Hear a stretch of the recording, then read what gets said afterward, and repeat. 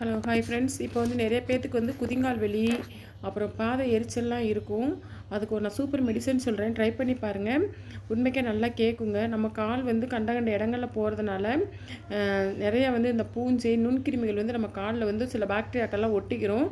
அதை போக்குறதுக்கு வந்து பார்த்திங்கன்னா நல்ல வெது வெதுப்பான தண்ணியில் வந்து கல்லுப்பு ஒரு கைப்பிடி அளவு கல்லுப்பு, புதினா, எலுமிச்சை பழச்சாறு, இது எல்லாமே நல்லா வெது வெதுப்பான நம்மளால் எந்த அளவு சூடு பொறுக்க முடியுமோ அந்த அளவு வந்து சூடு பொறுக்கிற மாதிரி வெது வெதுப்பான தண்ணியில் வந்து காலை வந்து நல்லா கால் முங்குற அளவுக்கு தண்ணி வச்சுக்கணும். நம்ம பாதம்லாம் முங்குற அளவுக்கு, பாதம் மட்டும் முங்கினா போதும், பாதம் முங்குற அளவுக்கு வெது வெதுப்பான தண்ணியில் வச்சுட்டு ஒரு 15 நிமிஷம் அப்படியே வச்சுருக்கணும். அப்படி வந்து ஒரு மார்னிங் ஈவினிங் ஒரு 2 டேஸ் நீங்கள் பண்ணீங்க அப்படின்னா நம்ம காலில் உள்ள அந்த பாக்டீரியாக்கள்லாம் அழிஞ்சு கால் நல்லா ஃப்ரெஷ்ஷாகவும் இருக்கும்.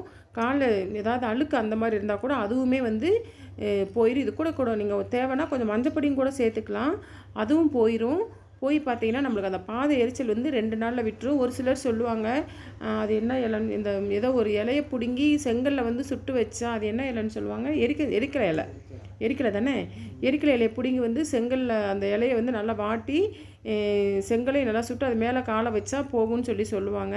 ஆனால் அதை காட்டிலும் சிம்பிளாக வந்து நம்ம இந்த இதை நீங்கள் ட்ரை பண்ணி பாருங்கள். பாதம் எரிச்சல், குதிங்கால் வலி இருக்கிறவங்க வந்து பார்த்திங்கன்னா இந்த மாதிரி புதினா, ஒரு கைப்பிடி கல்லுப்பு, எலுமிச்சை பழச்சாறு, கொஞ்சோரம் மஞ்சத்தூள் வேணால், அது வந்து ஆப்ஷனல் தான், சேர்க்கனா சேர்த்துக்கோங்க.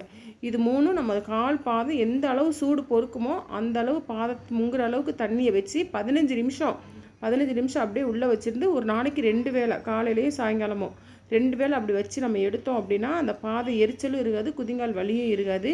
நீங்களும் ட்ரை பண்ணி பாருங்கள். கட்டாயம் வந்து இது உங்களுக்கு நல்ல ஒரு யூஸ்ஃபுல்லான ஒரு டிப்ஸாக இருக்கும்னு நினைக்கிறேன். அப்படி இந்த வீடியோ பிடிச்சிருந்தால் லைக் பண்ணுங்கள், ஷேர் பண்ணுங்கள், கமெண்ட் பண்ணுங்கள், மறக்காமல்